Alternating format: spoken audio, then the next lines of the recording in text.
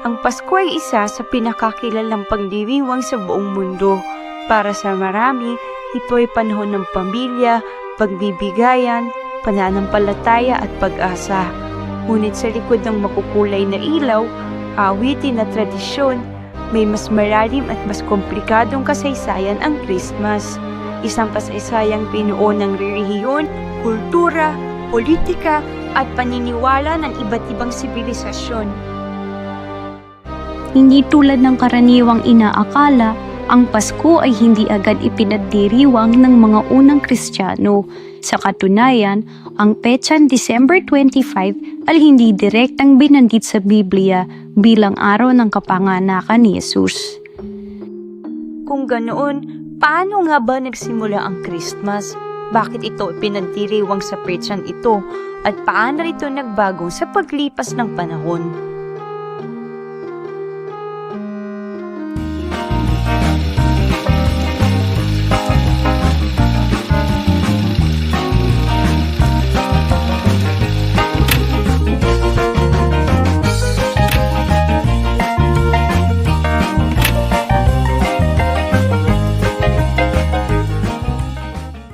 Bago pa man umiral ang Kristyanismo, may mahalagang kahulugan na ang buwan ng December sa maraming sinaunang kultura. Ito ay panahon ng winter solstice, ang pinakamaikling araw at pinakamahabang gabi ng taon sa Northern Hemisphere.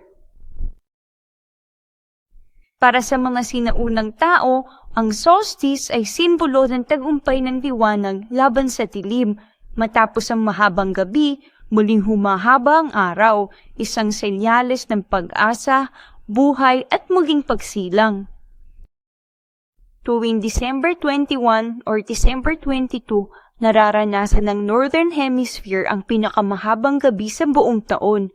Para sa atin sa modernong panahon, ito ay isang astronomical event lamang. Ngunit para sa mga sinaunang kabiasnan, ito ay isang espiritual na labanan sa pagitan ng liwanag at dilim. Ang solstice ay ang turning point.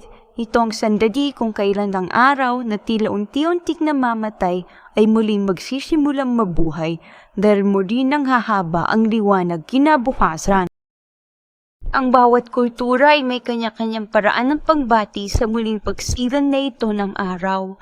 Ito ay simbolo ng resilience na kahit kaano man kalalim ang kadiliman, ang liwanag ay laging magtatagumpay.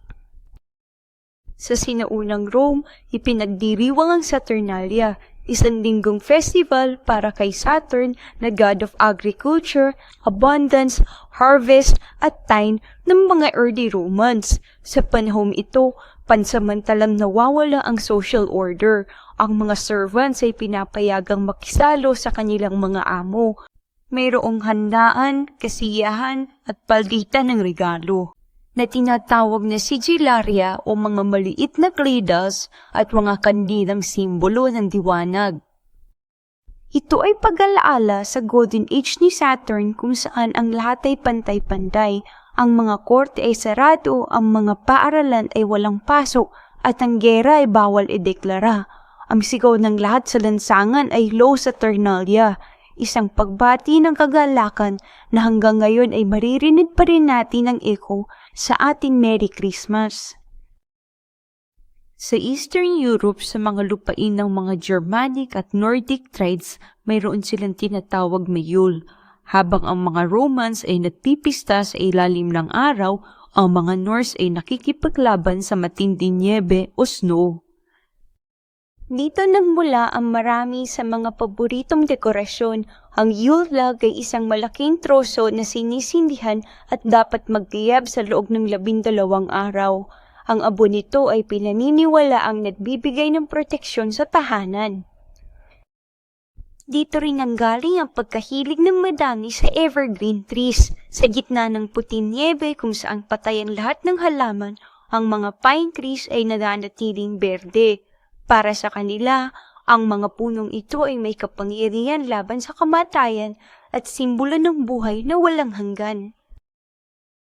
Ang pagdadala ng mga sangadang evergreen tree sa loob ng bahay ay isang paraan upang anyayain ng espiritu ng kalikasan na manatili sa kanila hanggang sa pagdating ng tagsibol o ng spring. Sa unang 4 siglo ng Kristyanismo, may isang kapansin-pansin na bagay. Hindi pinandiriwang ng mga unang Kristiyano ang kapanganakan ni Jesus. Para sa kanila, ang pinakamahalagang bahagi ng pananampalataya ay hindi ang Pasko, kundi ang Easter, ang kamatayan at muling pagkabuhay ni Kristo. Ito ay dahil naniniwala sila na ang tagumpay ni Jesus laban sa kamatayan ang tunay na nagbibigay kahulugan sa kaligtasan ng sangkatauhan. Bukod dito, ang mga unang Kristiyano ay namuhay sa panahon ng matinding pag-uusid. Para sa kanila, ang pagdiriwang ng kaarawan ay itinuturing na kaugalian ng mga pagano. Sa katunayan, may mga kilalang iskolar ng simbahan tulad ni Origen ng Alexandria na hayagang tumutuligsa sa pagdiriwang ng kaarawan. Ayon sa kanya, sa Biblia, ang mga taong nagdiriwang ng kaarawan ay kadalasang mga hari tulad ng mga Pharaoh at ni Herodes. Ang mga okwasyong ito ay nauuwi pa sa trahedya. Para sa unang simbahan, mas mahalaga ang araw ng kamatayan ng isang martir kaysa sa araw ng kanyang kapanganakan. Kapag naman binasa ang mga ebanghelyo ni na Matthew at Luke, makikita ang kwento ng sabsaban, ang bituin at ang mga pantas o wise men. Ngunit sa kabila ng mga detalyeng ito, may isang mahalagang bagay na wala. Ang eksaktong petsa ng kapanganakan ni Jesus. Walang binanggit na araw o buwan ang Biblia, ngunit may mga pahiwati na naglalagay ng pagdududa sa petsa ng December 25. Ayon sa Luke chapter 2 verses 8, may mga pastor na nasa bukid at nagbabantay ng kanilang mga tupa sa gabi. Kung titignan ang klima ng Bethlehem, ang December ay panahon ng malamig na hangin, ulan, at minsan ay niebe. Sa ganitong kondisyon, ang mga pastol at tupa ay karaniwang nasa loob ng silungan at hindi sa bukid. Dahil dito, maraming scholar ang naniniwala na ang kapanganakan ni Jesus ay maaaring naganap sa tagsibol o maaaring taglagas kung kailan mas mainam ang panahon para sa pagpapastol. Noong ika-4th century nang maging legal at kalaunan ay opisyal na relihiyon ng Roman Empire ang Kristyanismo, kinaharap ng simbahan ang isang hamon. Paano ipapahayag ang Kristyanismo sa isang mundong puno ng pagan traditions?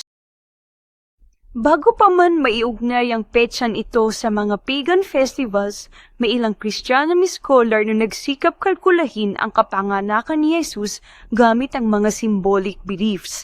Noong unang panahon, laganap ang idea na ang mga dakilang propeta ay namamatay sa parehong petsa kung kailan sila ipinagbihi. Noong panahong iyon, itinakda ng Western Church ang kamatayan ni Jesus sa March 25. Kung ipinagbihi si Jesus sa petsa niyon at idagdag ang 9 na buwan ng pagbubuntis ni Maria, lalabas ang December 25 bilang araw ng kapanganakan. Kaya naman ang naging sagot ng simbahan ay adaptation, not eradication. Sa halip na ipagbawal ang popular na winter festivals, pinili ng simbahan na bigyan ito ng bagong kahulugan. Ang December 25 na dating Sun Festival ay ginawang selebrasyon ng kapanganakan ni Kristo, ang tunay na liwanag ng sanlibutan. Noong 336 AD, ang unang opisyal na pagbanggit ng Christmas sa December 25 ay lumitaw sa Roman calendar. Dito nagsimula ang unti-unting paglaganap ng Christmas sa buong Kristiyanong mundo. Pagpasok ng Middle Ages, ang Pasko ay hindi na lamang naging isang religious obligation. Ito ay naging isang makulay na pagtatanghal. Noong panahong iyon, karamihan sa mga tao ay hindi nakakabasa o nakakasulat, kaya naman ginamit ng simbahan ng sining at mga tradisyon upang ituro ang kwento ni Kristo. Dito sumikat ang tinatawag nating nativity story o ang Belen. Noong 1223, Saint Francis of Assisi ay lumikha ng unang living nativity sa Italy. Ginamit niya ang mga totoong hayop at mga tao upang ipakita sa publiko ang itsura ng gabi ng pagsilang ni Jesus.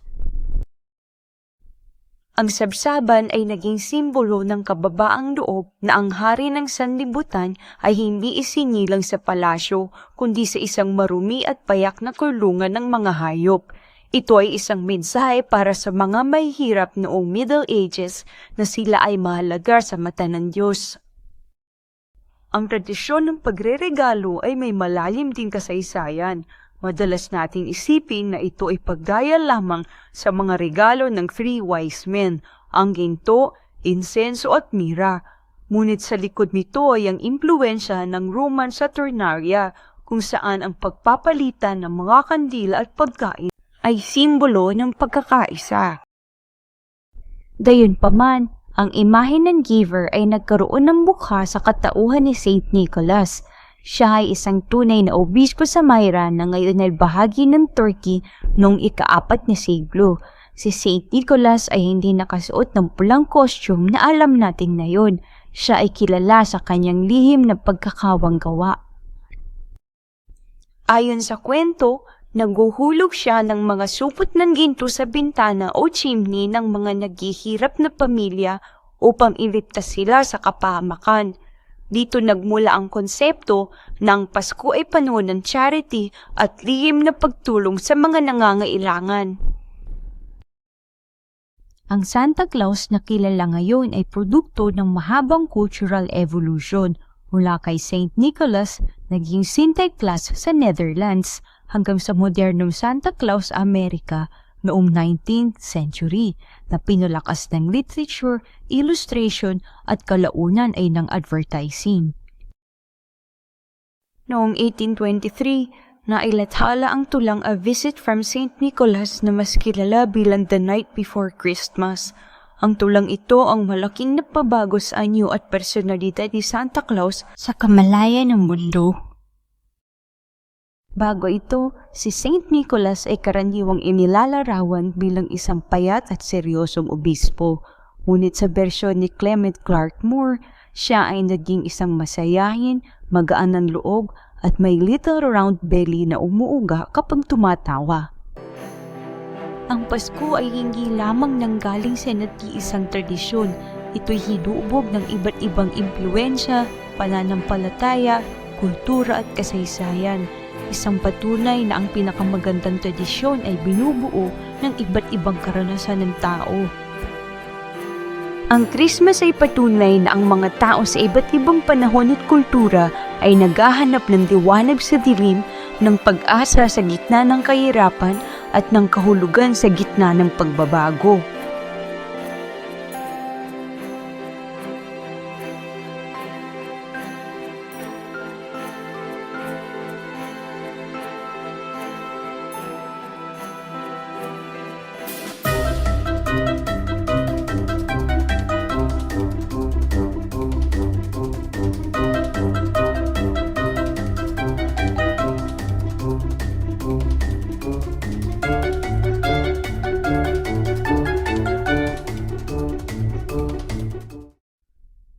Ayan mga kamarites, natapos na ang ating kasaysayang kwento. Sa channel na ito, pag-uusapan natin hindi lang ang mga sikat na bayani, kundi pati ang mga misteryo ng krimen, kababalaghan, pamahiin, at syempre ang mga tinatawag nating kwentong barbero. Kung may gusto kayong ipaimbestigang kwento, comment lang. Huwag kalimutang mag-like, share at subscribe. Ako si Marites Historian at ito ang Kwentong Barbero, Chismis o Totoo.